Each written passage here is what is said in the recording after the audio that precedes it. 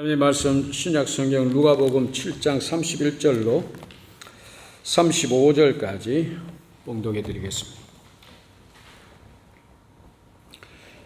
또 이르시되 이 세대의 사람을 무엇으로 비유할까? 무엇과 같은가? 비유하건대 아이들이 장터에 앉아 서로 불러 이르되 우리가 너희를 향하여 피리를 불어도 너희가 춤추지 아니하고 우리가 곡하여도 너희가 울지 아니하였다 함과 같도다. 세례요한이 와서 떡도 먹지 아니하며 포도주도 마시지 아니하며 너희 말이 귀신이 들렸다 하더니 인자는 와서 먹고 마시며 너희 말이 보라 먹기를 탐하고 포도주를 즐기는 사람이요 세리와 죄인의 친구로다 하니 지혜는 자기의 모든 자녀로 인하여 옳다함을 얻느니라. 아멘. 좋으신 아버지 하나님, 이 시간 우리가 하나님의 말씀을 우리에게 주시는 말씀을 나누며 우리 심령 가운데 우리 마음 가운데 새기며 담기를 원합니다. 말씀을 통해 역사하시는 우리 주님, 말씀을 전하고 들을 때 우리 하나님 영광 받으시고 말씀을 통하여 우리 마음속에 찾아와 주셔서 우리의 심령들을 위로하시고 용기를 다하시고 특별히 믿음을 다하여 주셔서 믿는 자로서 믿음의 삶을 힘차게 살아가는 우리 되게 도와 주시옵소서. 어린 심령들 주의 말씀을 공부하고 배울 때 우리 하나님의 지혜를 덧입혀 주셔서 어릴 때부터 하나님의 말씀으로 하나님의 사람으로 믿음의 사람으로 세상이 감당할 수 없는 믿음의 사람으로 하나님의 사람으로 양육되어지는 귀한 은혜가 은총이 있게 도와 주시옵소서. 하나님 영광 받으시고 우리 각자에게 심령 가운데 은밀히 들려주시는 그 음성 듣기를 원하며 그 음성 들려주시기를 간절히 바라고 나올 때 예수님의 이름으로 기도하옵나이다. 아멘. 오늘 예수님이 풍자로 말씀을 하십니다. 아주 재밌는 풍자를 들려주시는데 이 풍자를 통해서 바리새인들과 율법 교사들을 날카롭게 책망을 하십니다. 그러면서 우리 믿는 자들에게 꼭 있어야 할 것들을 일러주시는 굉장히 귀한 말씀이라고 생각을 할 수가 있습니다. 예수님은 사람들이 존경하는 이 바리새인들과 율법사들의 그 잘못된 행위들을 이렇게 지적을 하고 계십니다. 요한이 와서 먹지도 않고 마시지도 않으면서 천국 복음을 말씀을 전하니까 저 사람 미쳤다. 저 사람 정상이 아니다. 저 사람 귀신 들렸다. 이렇게 말을 하고 이제 예수님이 오셔서 금식도 하지 않고 포도주도 곧잘 마시는 모습이 있으시면서 죄인들과 함께하는 그와 같은 모습이 있을 때에 어떻게 경건하지 못하게 죄인들과 세리와 친구가 되어서 포도주를 즐겨 마시고 있느냐 이렇게 비판을 한 것입니다. 그들은 그러니까 이러면 이런다고 비판을 하고 저러면 저런다고 비판하는 그 모습이라고 이야기를 할 수가 있습니다. 예수님의 말씀이 바로 그겁니다. 여기에 해당이 되지는 예수님의 말씀은 마태복음 7장에서 이미 우리가 잘 알고 있는 말씀으로 볼 수가 있습니다. 비판을 받지 아니하거든 비판하지 말라. 너희 비판하는 그 비판으로 너희가 비판을 받을 것이요 너희의 헤아리는 그 헤아림으로 너희가 헤아림을 받을 것이니라. 어찌하여 형제의 눈 속에 있는 티는 보고 내 눈에 있는 들보는 깨닫지 못하느냐? 보라, 내 눈 속에 있는 들보가 있는데 어찌하여 형제에게 말하기로 나로 내 눈에 있는 티를 빼게 하려 하겠느냐? 외식하는 자여, 먼저 내 눈에서 들보를 빼어라. 그 후에야 밝히 보고 형제의 눈에서 티를 빼리라. 티와 들보에 관한 말씀입니다. 우리는 자칫 자신에게는 너무 관대하고 남에게는 아주 엄격할 수가 있습니다. 그래서 우리는 예수님의 이 말씀을 늘 머리에 간직하고 기억을 해야 됩니다. 당시에 사람들이 그랬습니다. 자기들 잣대를 사용해서 한 번은 이렇게 적용하고 다른 한 번은 저렇게 적용을 합니다. 어떤 일로 남을 비판하지만 이제 이런 일이 자신들에게 생기면 그것은 전혀 문제가 되지를 않습니다. 남을 비판할 때는 이래도 비판 저래도 비판하다가 이것이 자기 문제, 자신의 문제가 되어지면 이제 전혀 문제가 되지 않고 전부 이유가 있고 근거가 있고 정당한 모습이 되어집니다. 이것이 자기 의라고 이야기를 할 수가 있습니다. 자기가 생각하는 의지요. 이것을 요즘 사람들의 말을 빌어서 이야기를 한다면 내로남불이다. 내가 하면 로맨스요, 남이 하면 불륜이다. 내로남불. 한국 정치 뉴스를 보게 되지만 어쩌면 이 말이 그렇게 자주 사용이 되어지는지 참 놀랍습니다. 정치인들이 정말 전형적인 내로남불이 아닌가 생각이 되어집니다. 그런데 여러분, 한국 정치인들은 우리 한국 사람의 정치만 대표하는 것이 아니고 우리들 국민성도 그대로 나타내 보이는 대변자가라고 이야기를 할 수가 있습니다. 우리가 그런 국민성을 가지고 있다는 이야기죠. 물론 정도의 차이도 있고 그렇지 않는 사람도 있습니다만 우리 전체 국민성을 두고 볼 때 저들이 하는 모습이 바로 우리의 국민성이다. 우리 한국 사람의 국민성이다. 저는 그렇게 생각을 합니다. 해결책이 없다. 저는 곰곰이 생각하면서 이것의 해결책은 다른 무엇으로도 안 되고 그리스도의 사랑밖에 없겠구나. 이런 생각을 가진 바가 있었습니다. 그러니까 우리는 정치인들만 욕할 것이 아니고 우리가 그런 모습이라는 반성을 가질 필요가 있겠더라. 그런 이야기죠. 그런데 오늘 예수님은 우리 한국 사람을 지적하는 것이 아니고 당시 종교 지도자들을 책망하고 계십니다. 세례 요한이 와서 먹지도 마시지도 않으면서 회개를 외칠 때에는 그 외치는 소리를 듣지 않고 낙타털로 옷으로 입고 걸치고 허리에는 가죽띠를 메고 먹는 것으로서는 일반적으로 사람들이 먹지 않는 메뚜기, 우리 한국 사람들이 메뚜기 볶아서 옛날에 우리 어릴 때 도시락으로 가지고 간 반찬으로 가지고 간 기억이 있습니다만은 세례 요한이 메뚜기와 야생꿀이라고 이야기할 수 있는 그 석청을 산에서 따먹고 사는 그 모습을 보면서 미쳤다고 한 것입니다. 저 사람 미쳤다. 그 모습을 보고는 미쳤다고 하고 그러면서 그가 외치는 소리도 황당한 소리다, 미친 소리다 그렇게 이야기를 한 것입니다. 이것은 하나님을 믿지 않는 이방인이 그렇게 말을 한 것이 아니고 당시의 종교인들이 세례 요한을 향해서 그렇게 말했다는 이야기입니다. 그리고 예수님을 향해서는 뭐라고 말을 했느냐? 천국 복음을 전하시는 예수님을 향해서는 죄인들과 친구해서 먹고 마시고 잘 논다. 이렇게 비난을 했습니다. 예수님의 복음의 말씀은 귀에 들어오지 않고 죄인들을 사랑하시는 예수님의 모습을 나쁘게 왜곡해서 비난을 했다는 그 이야기죠. 이들을 향한 예수님의 판단이 무엇이었습니까? 신앙적인 지혜가 참으로 부족하기 때문이다. 이들에게 신앙적인 지혜가 부족하니 말하자면 어른이 그러니 이제 이 아이들에게 그 모습이 나타나고 있지 않느냐 그 이야기입니다. 예수님은 바로 지금 이것을 풍자하고 계십니다. 어른이 꼭 가지고 있어야 할 신앙적인 핵심을 상실하니 그 아이에게도 자연스럽게 그런 모습이 나타나지 않고 있지 않느냐 그 말씀이죠. 이런 의미에서 아이들이 예수님의 이 풍자의 주인공으로 등장합니다. 아이들이 그 의미를 가지고 있다 그 이야기입니다. 그러면서 시대 전체를 풍자하고 계십니다.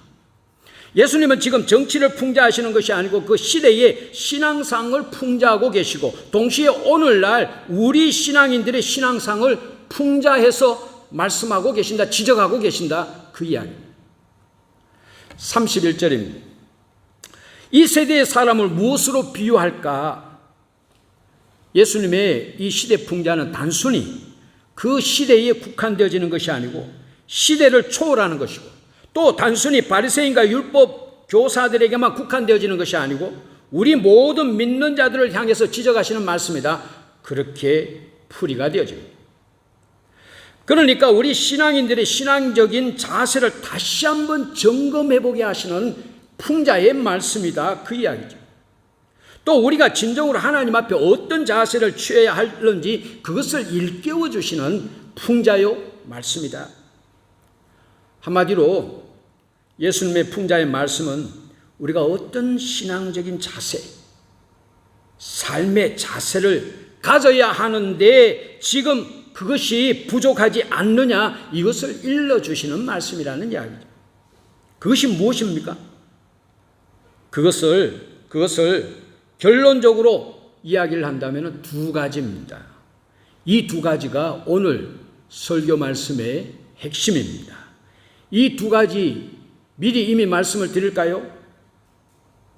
설교 제목입니다. 춤과 애곡입니다. 춤과 애곡이 있어야 하는데 지금 이 춤이 없고 이 애곡이 없다는 예수님의 풍자의 말씀입니다. 춤은 기쁨을 말하고 있고 애곡은 눈물을 의미합니다. 그러니까 지금 우리에게 기쁨이 있고 눈물이 있느냐, 그 말씀이죠. 말하자면 이것이 없지 않느냐, 그 지적이죠. 이 풍자의 내용은 이렇습니다. 어린아이들이 장터에서 놀이를 합니다. 피리를 불고 춤을 춘다고 했는데 이것은 결혼식장을 연상케 하는 결혼식 놀이라고 이야기를 할 수가 있습니다. 피리와 춤은 결혼식에서 기뻐하고 즐거워하는 모습을 나타내는 것이 되겠습니다. 그런가 하면 슬피 우는 것은, 가슴을 치는 것은 초상집의 모습입니다. 오늘 놀이는 그러니까 잔치집과 초상집 놀이입니다. 그런데 잔치집에서 즐겁도록 피리를 열심히 불어주어도 춤을 추지 않으면서, 춤을 추면서 기뻐하는 모습이 없더라, 그 이야기죠. 야, 이거 정말 곤란하지 않습니까? 잔치집에 왔으면 기뻐해야 하는데, 그래야만이 초대한 사람도 기분이 좋은데, 잔치집에 와서는 인상을 찌푸리고 있으면 어떻게 되겠습니까? 분위기 다 잡치는 거 아니겠습니까? 이제는 초상집입니다. 초상집에 왔으면 함께 슬퍼하고 울어야 하는 것이 되지 않느냐는 이야기죠. 함께 슬퍼하고 울어줘야 초상을 당한 사람이 위로를 받지 않겠느냐, 그런 이야기죠. 우리 한국에서는 초상집에 문상을 가면은 영정 앞에서 돌아가신 분을 추모하면서 슬피 웁니다. 이때 상주가 옆에서 오히려 그 슬픔을 도와줍니다. 요즘 젊은이들은 아마 이런 모습을 못 보았을 겁니다. 어쩌면 TV에서 볼 수 있었는지는 모르겠습니다만, 문상 온 사람이 영정 앞에 서서 절을 하면은, 물론 우리 믿는 사람은 절을 하면 안 됩니다. 고개를 숙이고 그냥 기도만 할 따름입니다. 절을 절대 하면 안 됩니다. 절을 하면 그것이 이미 우상 숭배가 되어집니다. 어쨌든 문상객이 영정 앞에 서면은 상주가 다른 곳에 있다가도 재빨리 와서 그 옆에 섭니다. 그리고 곡을 합니다. 아이고 아이고 소리 높여서 웁니다. 저쪽에서 웃고 있다가도 문상객이 오면은 영정 앞으로 빨리 와서, 누가 문상객이 저기 왔다라고 소리가 들리면 빨리 상주들은 그 영정 앞에 섭니다. 그리고는 아이고 아이고 곡을 합니다. 이제 울 만큼 울었기 때문에 더 이상 나올 눈물도 없는데 그렇게 곡을 하면서 웁니다. 또는 때로는 우는 척 합니다. 이렇게 곡을 하는 것이 전통 관례로 되어져 있습니다. 요즘은 이제 곡이 이제는 없어졌죠. 사라졌습니다만은 이제 그것이 전통 관례로 되어 있는데, 그러면은 문상 오신 분이 그 자리에서 더욱 슬퍼하고 눈물을 흘립니다. 그리고는 그 상주를 또한 위로를 해줍니다. 이렇게 곡을 하는 것이 초상집 분위기를 초상집답게 만들어 줍니다. 그러면 문상 오신 분도 초상집에 맞게 슬피 우는 그와 같은 모습이 우리 한국에서의 전통적인 모습이다, 이렇게 이야기를 할 수가 있습니다. 상주들이 서서 곡을 하는데도 문상객이 전혀 슬퍼하지 않는다면 이건 문제라는 이야기죠. 오늘 풍자가 그 이야기입니다. 예수님은 지금 슬퍼하도록 도와주는데도 울지 않고, 울지 않는 모습을 지적하고 계신다는 그 이야기죠.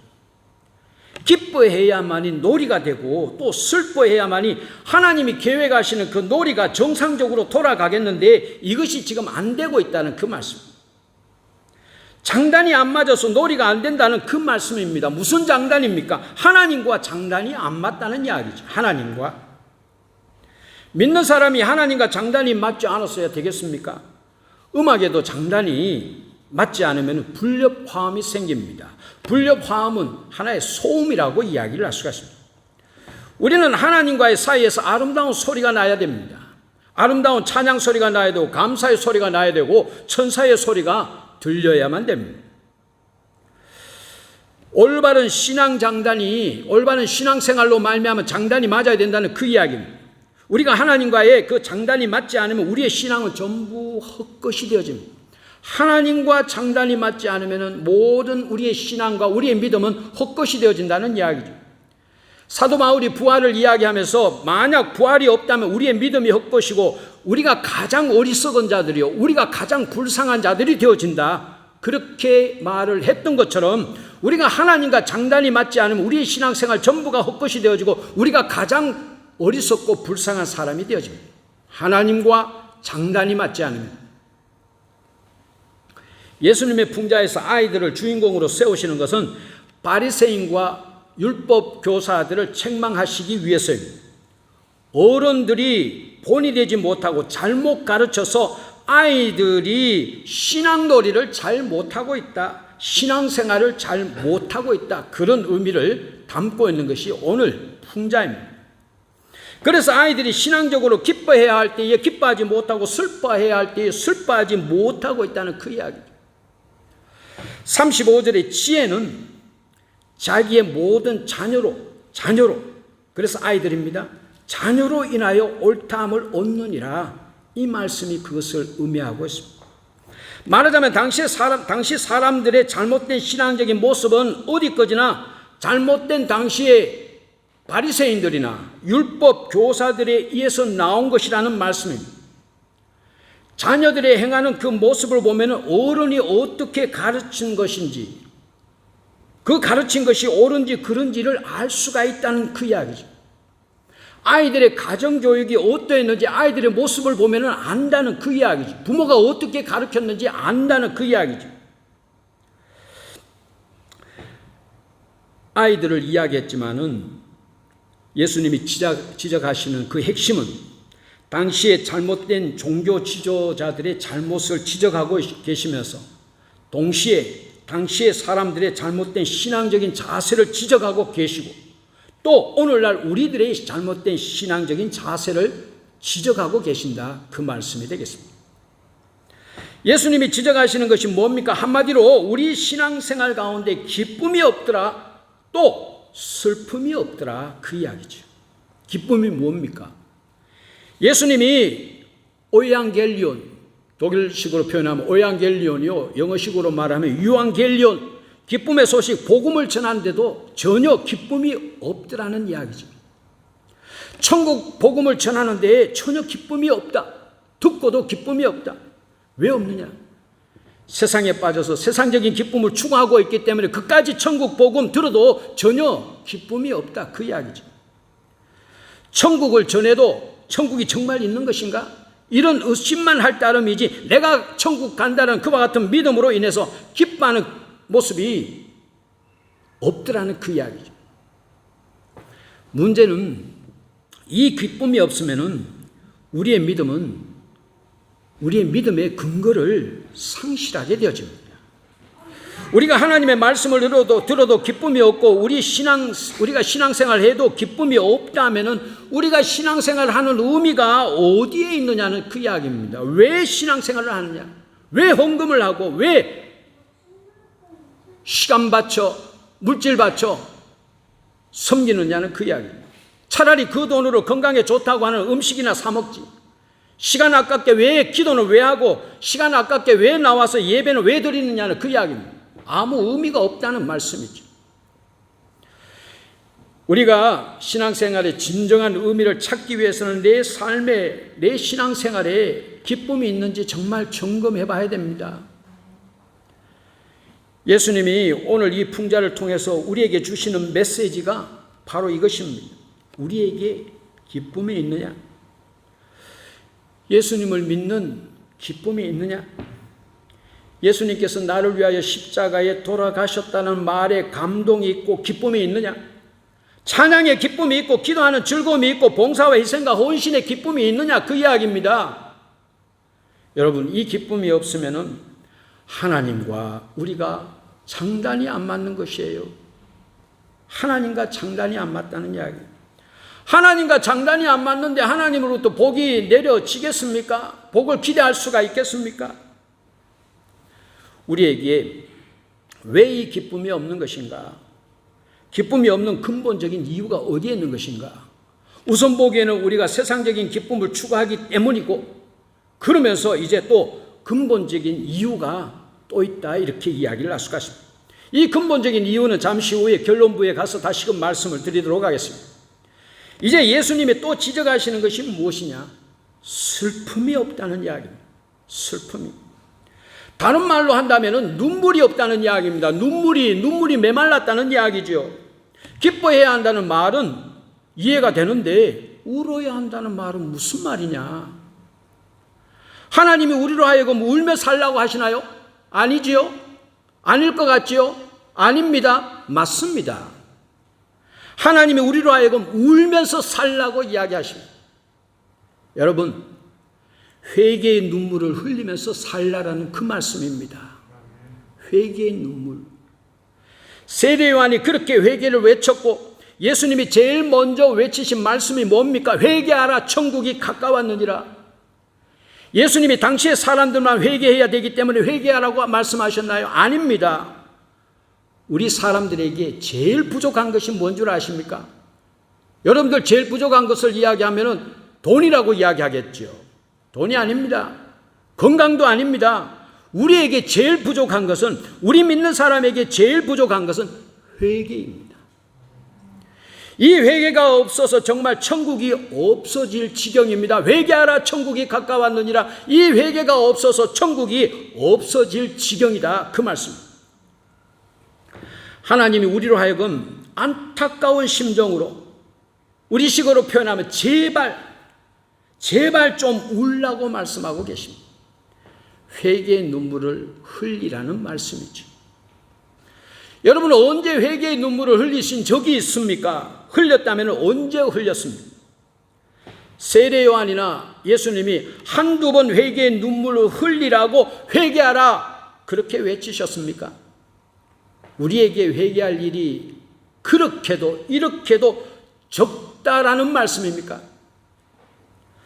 우리는 사실 끊임없이 회개의 눈물을 흘려야 하는 존재인데, 그래서 예수님이 이 눈물이 없다고 지적하고 계시는데, 나는 회개의 눈물을 흘릴 정도로 죄를 지은 일이 없다라고 그렇게 생각을 하면서 살고 있지 않느냐, 그 말씀입니다. 사도 바울은 정말 죄를 그렇게도 많이 지어서 자신이 죄인의 개수라고 말을 했겠습니까? 여러분, 정말 사도 바울이 죄인의 개수라면 어쩌면 저와 여러분은 모르겠습니다만 저는 죄인의 괴수의 괴수라고 이야기를 할 수가 있습니다. 죄인의 괴수의 할아버지 정도가 되지 않을까 생각이 되어집니다.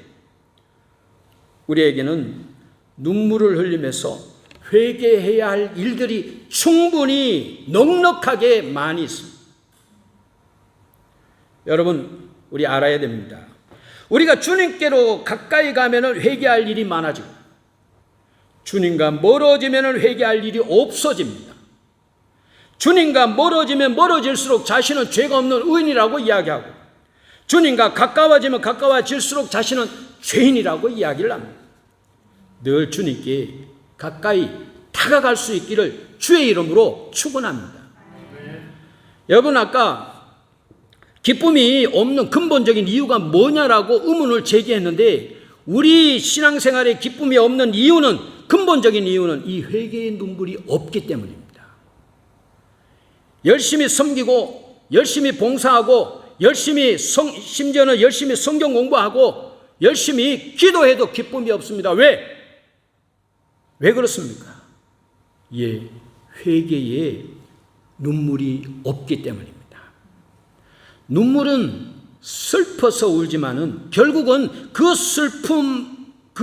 슬픔을 씻어주는 것이 눈물입니다. 슬퍼서 울지만은 결국은 그 슬픔을 씻어주는 것이 눈물이라는 이야기예요. 그래서 사람은 울면서 카타르시스를 느낀다고 하죠. 내적인 후련함, 시원함을 느끼는 것이 카타르시스입니다. 울면은, 울지 않는 거 병입니다. 울지 않는 사람 병이 심하게 듭니다. 왜? 이 카타르시스가 없기 때문입니다. 여러분, 회개의 눈물은 우리 신앙생활 속에서 기쁨과 시원함과 후련함을 가져다 주는 것을 믿으시기를 주의 이름으로 축원합니다. 정말입니다. 정말입니다.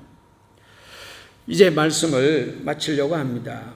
예수님은 오늘 풍자를 통해서 신앙생활에 있어서 신앙인들에게 가장 중요한 것이 기쁨과 눈물이라고 일러주고 계십니다. 여러분, 나에게 기쁨이 있는지, 나에게 눈물이 있는지 자신을 한번 점검해 보시기 바랍니다. 기쁨이 없는 이유는 회개의 눈물이 없기 때문이라는 사실을 기억하실 수 있기를 바랍니다. 회개의 눈물이 없는 이유는 늘 주님과 더불어 사는 것 같지만 실제로는 주님을 떠나 살기 때문이라는 사실을 기억하실 수 있기를 바랍니다. 주님을 떠나 사는 한 내가 죄인이라는 사실을 결단코 깨달을 수가 없습니다. 우리는 늘 주님께 다가가는 삶을 살아야 될 줄로 믿습니다. 그래서 진정 눈물을 회개하고 참 기쁨을 회복할 수 있기를 주의 이름으로 축원합니다. 마지막 한 말씀만 더 드리도록 하겠습니다. 교회는 바로 이런 측면에서 잔치집이 되어져야 하고 동시에 초상집이 되어져야만 됩니다.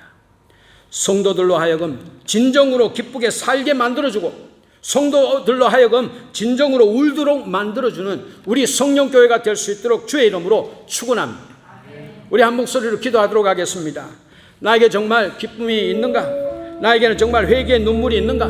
나 자신도 모르게 하나님과 주님과 멀어진 삶을 살아가고 있지 않는가? 이 회개의 눈물, 기쁨을 회복하기 위해서 소리 높여서 기도하실 수 있기를 바라겠습니다. 사랑과 은혜가 많으신 아버지 하나님, 우리가 정말 너무 메마른 삶을 살아가고 있습니다. 기쁨이 없는 삶을 살아가고 눈물도 없는 삶을 살아가고 있습니다. 하나님과 장단이 맞지 않는 신앙의 삶, 믿는다고 하지만 하나님과 전혀 장단이 맞지 않는 삶을 살아가고 있습니다. 나는 내 멋대로, 내 좋아하는 대로, 내가 원하는 대로 신앙의 삶을 살아가고 있습니다. 사랑과 은혜가 많으신 아버지 하나님, 우리가 날마다 주님 앞으로 다가감으로 말미암아 내가 죄인인 것을 깨닫게 하시고 늘 주님 앞에 회개의 눈물을 흘리는 자들이, 쏟아붓는 자들이, 애통하는 심정으로 하나님 앞에 엎드리는 자들이 되게 도와 주시옵소서.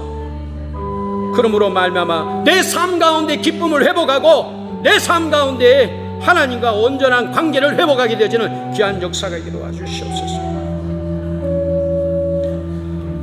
사랑과 은혜가 많으신 아버지 하나님, 우리 주님께서 오늘 우리에게 지적해 주시는 것이 기쁨이 없고 슬픔에 눈물이 없다고 지적해 주시는 줄로 믿습니다. 우리 신앙인들에게 가장 중요한 것이 이 기쁨이요 또한 눈물이라고 우리에게 일러주시는 줄로 믿습니다. 왜 내가 신앙생의 삶을 살아가고 있는데도 불구하고 기쁨이 없는지 우리 자신을, 내 자신을 한번 돌이켜보는 시간이 있게 도와주시옵소서.